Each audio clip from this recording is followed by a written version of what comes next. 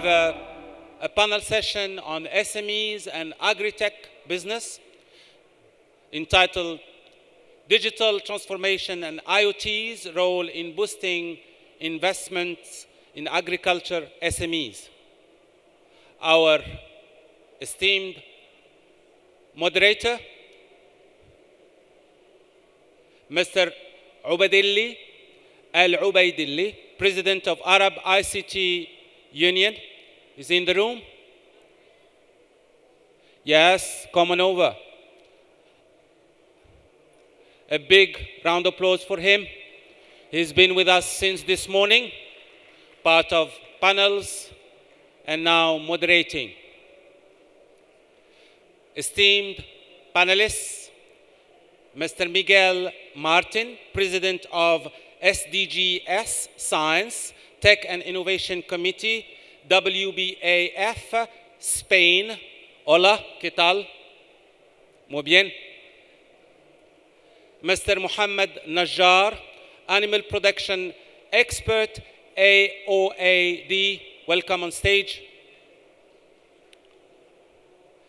Mr. Imad Hamdan, General Manager of Lebanon Fund for Development and Innovation. Do we have Lebanon with us? Anywhere? Mr. Daniel Musita Scooby, Board Member of World Union of SMEs. Farah Shakakshiro, Vice President, Garcia Group. Welcome.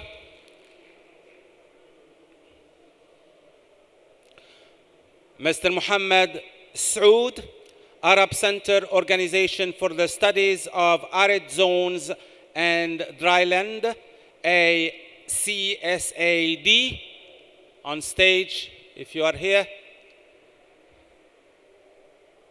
Dr. Muhammad Sharif, Advisor, Science and Technology, Islamic World Educational, Scientific and Cultural Organization. Welcome. I think we can start. The floor is yours. Thanks for coming.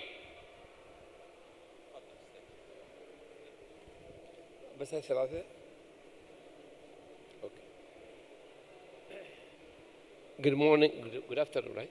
Good afternoon. Good afternoon, okay. Today in this session we are talking about, let's say, the impact of SMEs, agriculture, technology, impact on this. So definitely, like anything else in life, it has the positive and the negatives. Positive, like for example, creating a new environment, creating the proper environment. And the negative are sometimes you depend on the technology. So I'd like to start, first of all, how do you see the negative impact of technology on the agriculture industry? Shall we start with the lady? Yalla. Though she is at the end, but I'll start with the ladies.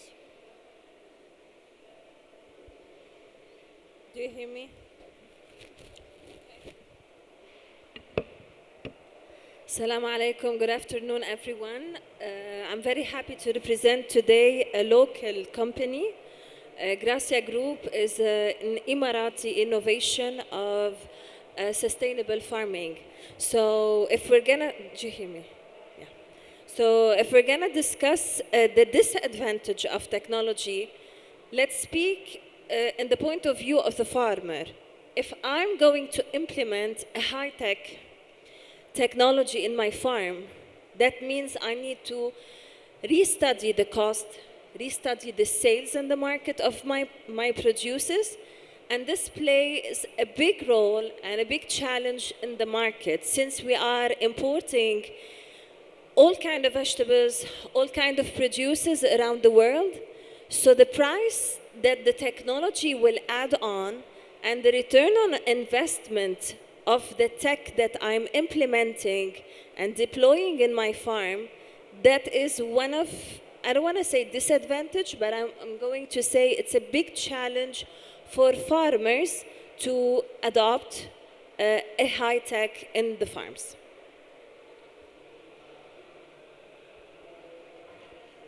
In my field of dairy cattle raising, the modern technology disadvantage is that the technology cannot reach the big base of dairy cattle raising farmers and smallholders because it is expensive for them, and no investors thinking about them, but thinking about big farmers. Hi. Well, I think like everything in life, technology have a positive and negative. The negative is that maybe from rural and emerging countries is more difficult to be, how to say, there is a big group of society that we are leaving behind, and that especially strong on the farming and the animal production, because normally it's in rural places. So I really think that it's a real challenge to provide with the digital inclusion and digital skills to the whole community of the agri-food value chain. But I imagine that this is something that we are going to be talking during the panel. Do you think that one of the negatives, do you see some other negatives, like, for example, job displacement? That's one of the negatives that could face any movement toward using technology in agriculture. Second is, what about data privacy? Do you think if you introduce technology, you might more or less risk your privacy as a farmer? Third is, does it have any impact on the environment? Floor is yours. I mentioned three negatives. Okay, maybe I start so the microphone will be moving. Yeah. I think from the negative point of view that you were commenting, maybe one of the main challenges robotic. We have some projects that they are already, how to say, taking employment, as you say, and this is going to be a much bigger trend. But obviously, there is a very positive impact also, but we are not talking about that. About the data privacy, I personally don't think that this is a huge issue for farmers, because the data privacy is normally recollected for the crops or the conditions of the how to say the land or what they are producing, not so much about the person in particular. But obviously everything has to be how to say managed in the proper way.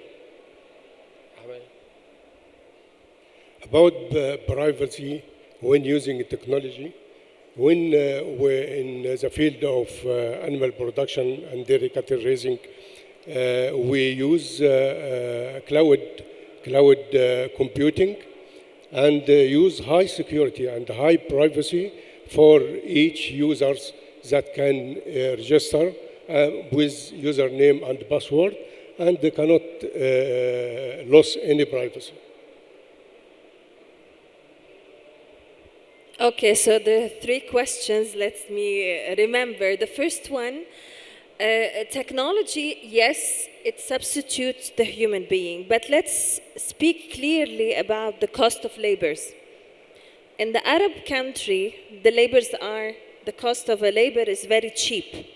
So we don't mind, we don't need the technology to replace the labors. In the foreign countries, to hire an agronomist or an agricultural engineer is a higher price. So the technology, yes, it might replace, but in the same time, the revenue of the tech in the farm is higher for the investor or the farmer. The second question is the data and the privacy. The privacy. The privacy. Yeah.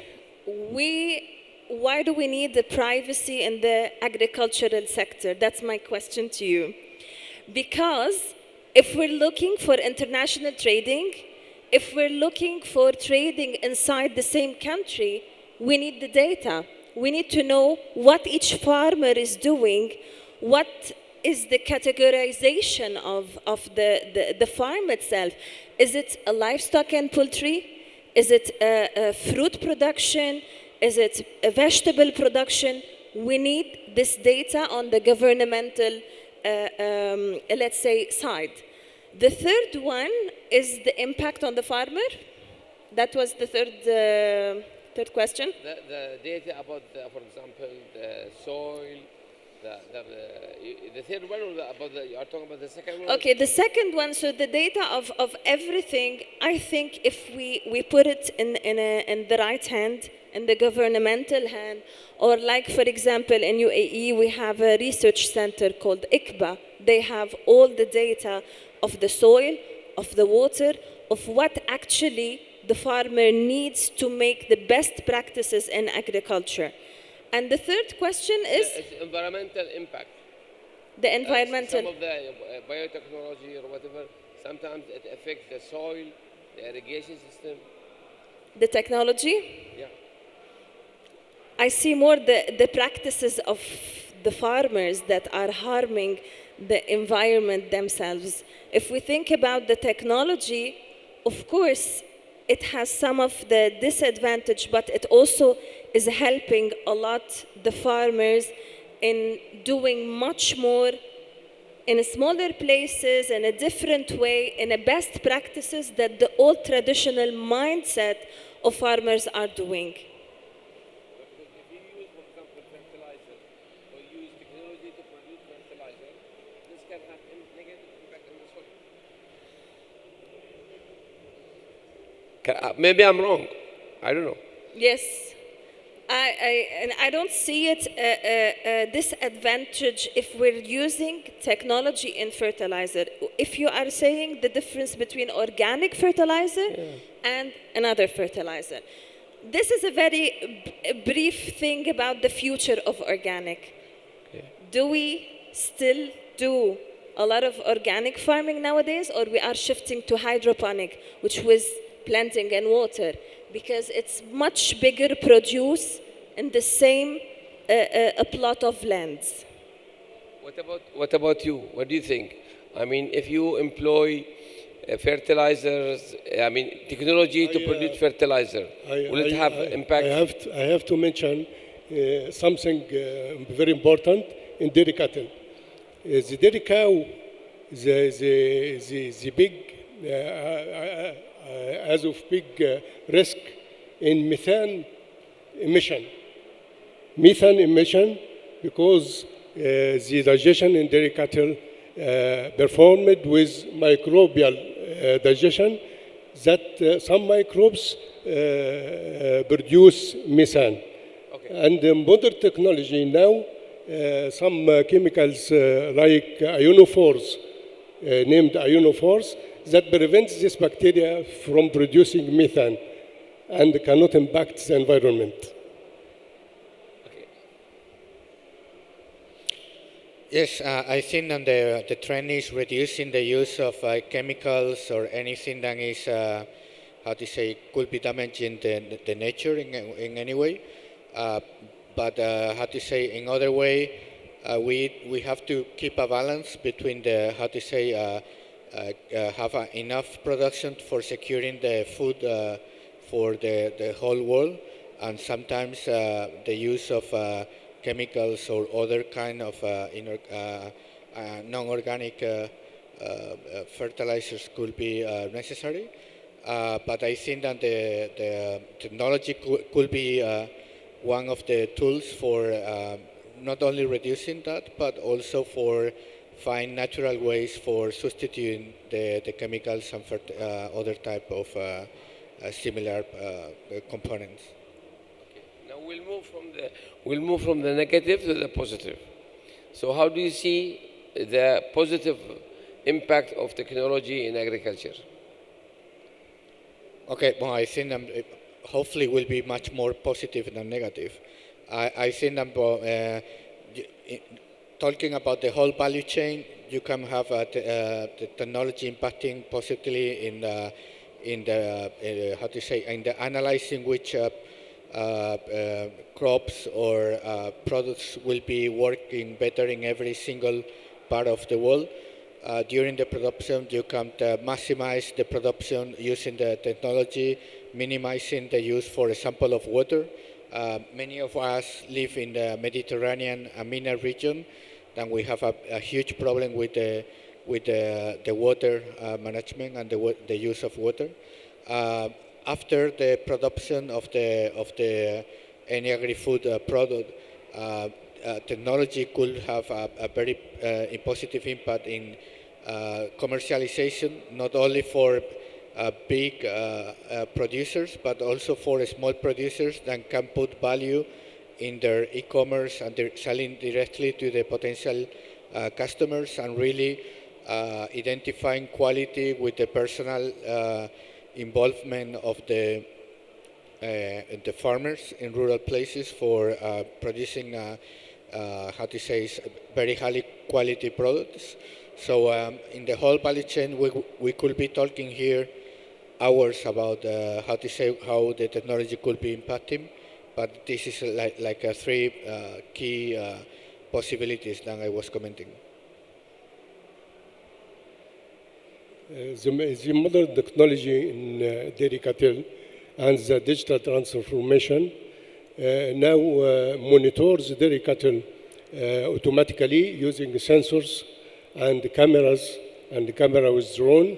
These sensors that measure and monitor the vital process of dairy cattle, like eating time, rumination time, milk production, and milk quality, fertility, and genetic improvement. All these benefits of digital transformation in dairy cattle, and this when we know that 80% of dairy cattle wells have owned by farmers and small holders, and must be the investors invest in software production to use by this big base of dairy cattle raising farmers and small holders.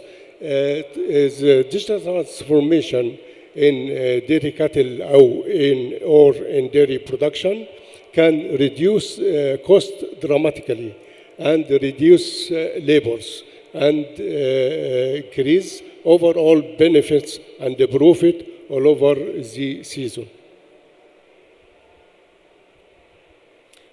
Okay, so the technology has a vital importance in food security for every country.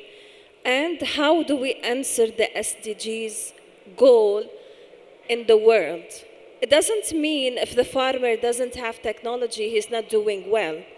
But the world is running, the pace of innovation and the population that is increasing in very high rate. We need the tech to produce more, to control what is going on in our farms. Like Mohammed said, the health of the crops. If we don't have the health, for the animals, like you said, the sensors that we put for animals to just track how healthy are our animals and how much production I'm taking every year from my farm. Second thing is the traceability through blockchain. This is what we are discussing around the whole world. How we are shifting farmers to blockchain and NFT through investments in other farms and through the traceability that we are doing to trace each crop from which country it's coming from, and how I'm doing the international trade in a better way. And again, and this is the most important thing, highlighting food security in our country itself. We don't need another pandemic to wake us up on the importance of food for every country. So technology will help providing the missing producers that we have, whether in UAE or elsewhere in the world. You know, now we see a lot of drones used in irrigation, exploration, taking photographs. Would you support, you think drones can help SME in agriculture? Sorry, can you repeat, please? Hmm? Can you explain a little? I mean, I've seen people using drones Okay. in agriculture, in irrigation, in let's say forecasting, in studying the soil, which is very positive. But on the other hand, it's very costly. How will you balance it? I'm talking about the SMEs, not the big one. Well, I think for SMEs it's going to be, how to say, difficult if they are not trained to use their own systems to reduce the cost of drones, because normally they are externalizing that kind of services. So I imagine a positive way to move is to train and to provide how to say, sufficient to these SMEs. I want to comment something on that in particular, not only about drones, but in general about digital skills and technology. I really believe that the new movements like no-code, zero-coding, or artificial intelligence is going to be helping underrepresented and disadvantaged collective, or people that are living in rural places, to get the digital skills for being to democratize the use of that, particularly for the commercialization side of the product. So the farmers right now, they have tools that they can make their own website, mobile app, digital marketing campaign, and so on, without need of coding, and learning it with very basic, very quickly and very basic skills. So I think that this is a huge opportunity in general for the society, but in particular for the farming and the rural development. And I think drones is a very interesting technology, but that particular, obviously the equipment is expensive, and it's difficult to reduce the cost if you are not reducing the cost of other inputs like the management of the drones, and that's it. About the use of drone in dairy cattle industry, we use drones that bear camera to monitor the body condition scoring and the fecal scoring in one dairy farm, because the body condition scoring is a very important scale from 1 to 5. 1 is emaciation and the 5 is obese. Obese cow never give milk. So we monitor this body condition score regularly with drone bear camera or fixed camera as well. Okay, because we have discussed drones and SMEs together, so what we are doing in our company, we have a business incubator at the farm itself. We have a big problem. It's the gap between the youth and the farm agricultural side. So introducing any technology for them, like you said, Mr. Ubaidli, it's the drones. We have drones, we have satellite, we have different tech that they are doing in all over the world to start selling the different part of the world, let's say, especially the Arab region. What do we need from the drones? In UAE, we use the drones to fertilize, for example, the palm trees. We don't have green fields. So drones, I need to know what is the tech that I need in my country, or like Miguel said, for example, in Spain, they have different challenges. They might use the drone on a bigger scale than UAE. Here, we still have the drone just as a quick fertilization for the trees, we don't use it for something else. So for the technology, it's always a questioning, why do I need the technology, and how it's going to help my produce, how it's going to help my farm, and how it's connecting the SMEs, the youth, to the agricultural sector. Can we have something? Anybody from the floor would like to ask this gentleman and lady question? Please.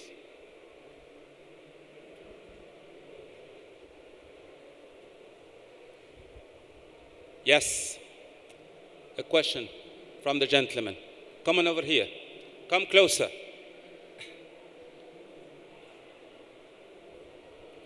Thank you very much.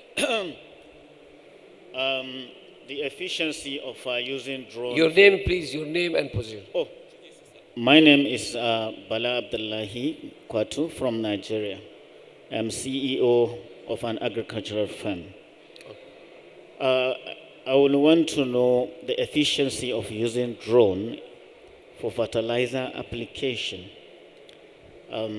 Also, could that be used also, for fertilizer application? And then also building a technical side, an effective side for effective farm management and control. But my first priority is the drone for fertilizer application. To whom are you addressing the question to? Anyone from the panel? Open-ended. Anyone to answer the question? Yes. From the panel? The technology lady? Our main problem is marketing. And who's going to come as the middleman, buy the crops very cheap from us, to take it to the market and sell it, and he will be the one having the best profit. And this happens in all the countries. The stress that you spoke about, yes, farmers now, they don't do it as a hobby. They do it as a business and as a commitment, because there are contracts waiting for your tomato or a cucumber or any crop to receive it to the restaurant, to their hotels. The post-management, this is the educational more side of the farmer, of the market. What we did in UAE, as a local farmers, we have to have a union cooperative of farmers. And the government needs to facilitate the crop going from your farm directly to the client. There's no middleman anymore. This is what we did. We stopped having these middlemen that will increase the price in every supply chain until this tomato will reach the client. So in UAE, we have, of course, our government who is facilitating, who is supportive, who is doing so many initiatives for local farmers and local producers. But in other countries, farmers need to get together. If you stay alone, you will still have the same problems and same challenges by yourself. For the water consumption and the production, I think maybe Miguel has an input for that. No, I totally agree with my colleague, but I want to reinforce the importance of using these new tools that we have in our hand. We are right now in conversations with different government, not only in the MENA region, but in Latin America, and we have already implemented digital skill training programs in the agriculture and agri-food chain for reducing the middlemen and empowering, I know you don't like that word, but empowering the farmers and empowering the producers to be able to sell their products for a much more, putting value their product and the e-commerce. So I think right now it's possible to build a website in just a few hours and train people that, without any technical skill in just a few days for creating a website, a mobile app, a digital campaign, a digital marketing campaign, and automated a lot of the workflow and the process and e-commerce platform. All of them, they don't need to code. It's based in visual programming. It's based in basically design thinking, and that is there is a huge possibility for rural development and farmers and producers for becoming their own distributors and their own sellers, obviously with all the logistic that is required for that. Okay, last question. Maybe we can take 2 more questions. We have a gentleman here and gentleman there, and we apologize for the rest. Come on. Introduce yourself. Hello.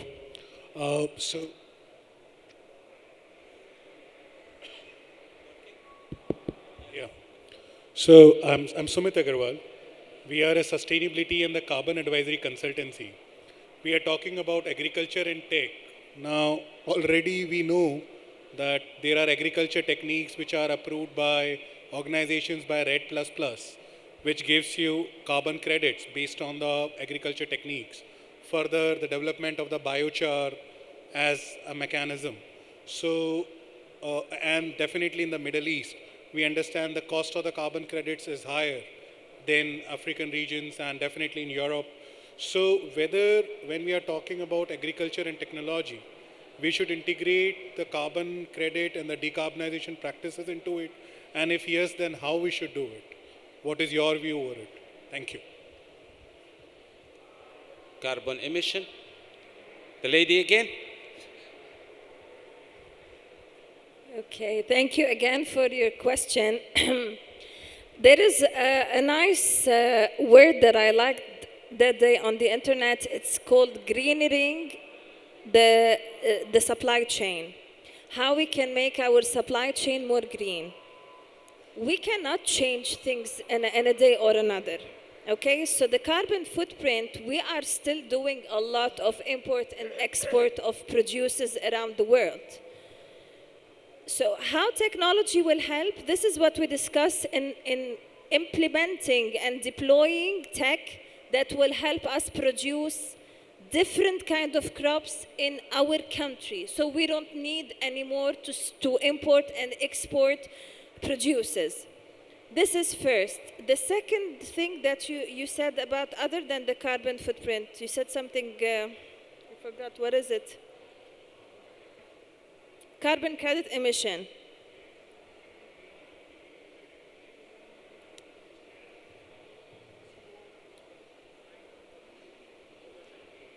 Yes. Okay, the biochar, yes. So they are, so in order to decrease our carbon footprint, let's discuss a little bit maybe with Muhammad, he can help us more, that the livestock itself, they have a high emission of methane that will play a big role in the global warming. So also how we can, while increasing our production of meat, also not contributing in the emission of high warming gases like CO2 and methane from the animals. So the biochar is one solution that we can take. There is another one is composting and using the gas of the compost in the kitchen of the community or the neighborhood. So this is also one other technique. But this needs to be applied from a higher institution to make it like a rule for all the farmers, that composting is a must, the biochar is a must. Starting producing more to decrease the CO2 emission from importing and exporting produces. So there's a lot of strategies that we can do, yes, of course, to decrease and help the carbon footprint. We will take a last question because we have another session coming up. I would like you to ask direct questions to our panelists, one-to-one. Don't let them go. They're still here for you. So, the gentleman, come on over, introduce yourself. Summaries. Arab Agriculture Organization. My question, anybody can answer it of them. I'm trying to have a look in the future, integrating IoTs, drones, satellite, all this, how it looks, Web3, metaverse, it should integrate all. The next step in using those fragmented technologies, how they look together. Technology integration question? Anyone? Yes, we have done with the lady. Maybe you can answer the question. Technology integration? You can? She can. That's a wonderful question, how we can integrate technology and the natural world of nature. For me personally, it's always about balance. I get so frustrated to see that we are taking and shifting nature in a stimulation room, for example, to sit and hear the sound of birds in a closed room, just because we are trying to keep up with technology and to implement new techniques in agriculture. Metaverse, yes, now we are developing a game where the kids can actually grow their crops through metaverse and see it later in real life. We have a gap, and we all know that our kids, they are not interested at all in the agricultural field.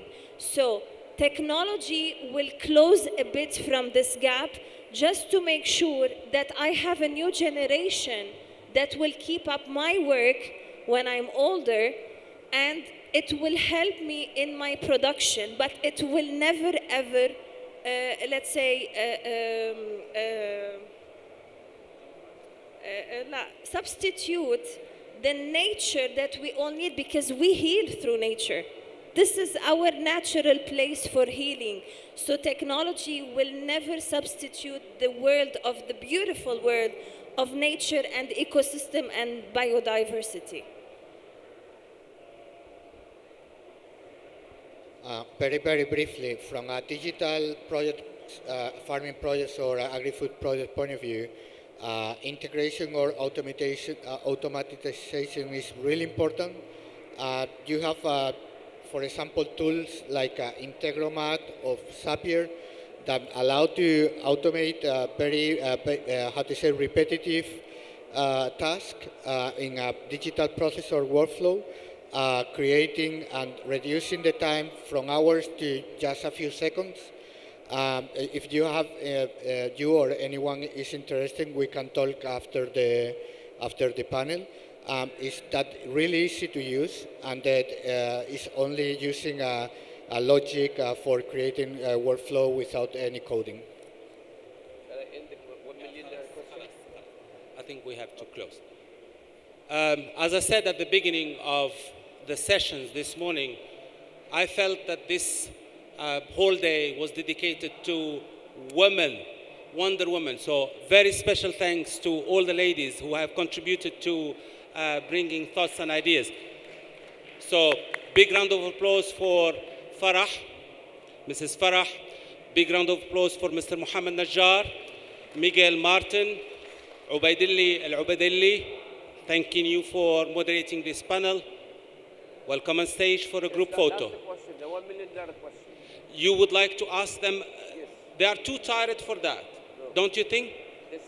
One question. We go for one question each. Yeah, you see, we... $1 million dirham question. Yeah, go ahead. Yeah, you see, we talk, everybody talks today about the 4.0 digital revolution. Is there something similar in the agriculture that will happen? Do you expect this to happen? The 4.0. 4.0. Yeah, he will answer first. Okay. Go ahead. Okay. The $1 million answer is yes, and I think that we will see in the future and very soon. Yes. I think having a visionary country like UAE and visionary leaders, yes, of course, we will be having a big revolution in the agricultural sector. Thank you. Thank you so much.